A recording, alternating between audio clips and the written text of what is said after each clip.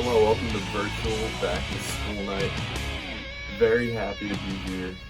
Wish we were in person, but glad we are in person for school this year and excited for an awesome year. I'm going to answer hopefully any of your questions that you have about class this year, especially with COVID, what that will look like. To introduce myself, my name is Mr. McGuigan. This is my third year teaching here. I came here as a student as well from kindergarten all the way until when I graduated high school in 2013. I was even in here when the school first opened in '95 when I was like 7 days old. So I've been in Calgary my whole life and I love it here, and that's why I'm here teaching and excited for this year. So PE is going to look different this year. I'm going to explain everything, what that will look like for your students this year. One thing, Google Classroom. They should have already joined my Google Classroom. This is just really in case kids have to quarantine. I will not be using my Google Classroom unless kids will have to quarantine. But with that said, they should already be in there, logged in case that were to happen. So make sure they do that or have already done that. That was part of a homework assignment, so that is just in case kids would have to quarantine or miss a long period of time of school. They'd still have the ability to learn virtually, and I would start recording my classes with Google Classroom. So make sure that they join that. COVID rules, masks. Masks are worn during gym, during instruction, but other than that, any physical activity, they do not have to wear masks. This is just to give them some freedom, and plus, with that, we are socially distanced in all of our activities, and right now, pretty much 90% of the gym classes are outside, and it's going to be that way for a little bit, even as weather gets colder. Just make sure they're prepared for that, because we want to make sure they're outside and socially distanced, and that gives us a lot of space when we're outside rather than in the gym.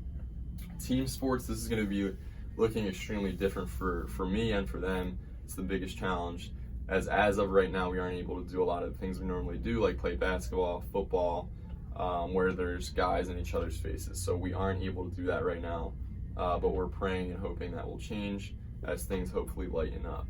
So, but as of right now we aren't able to do that, but again, looking hopefully to do that soon.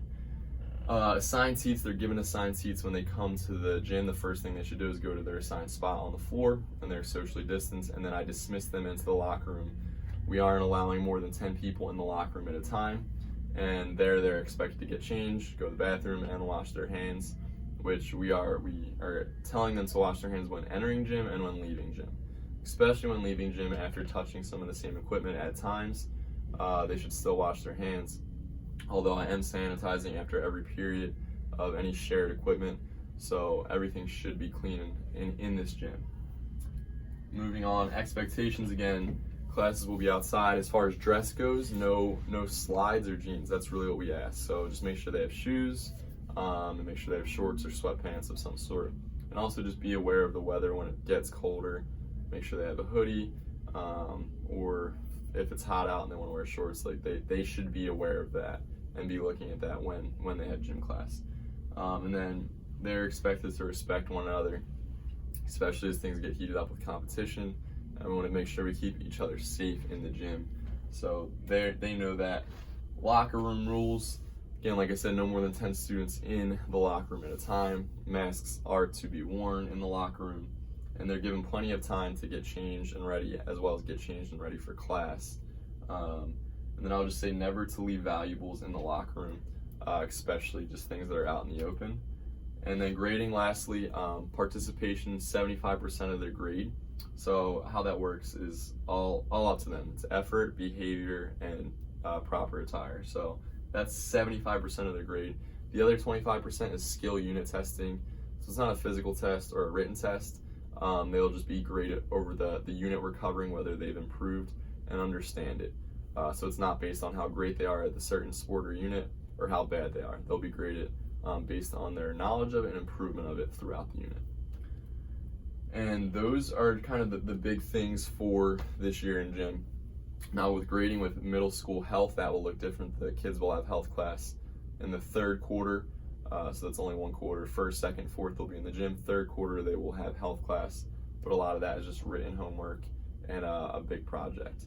So any questions, again, feel free to email me at dmcguigan@ccphilly.org, and I'll be pleased to answer those emails.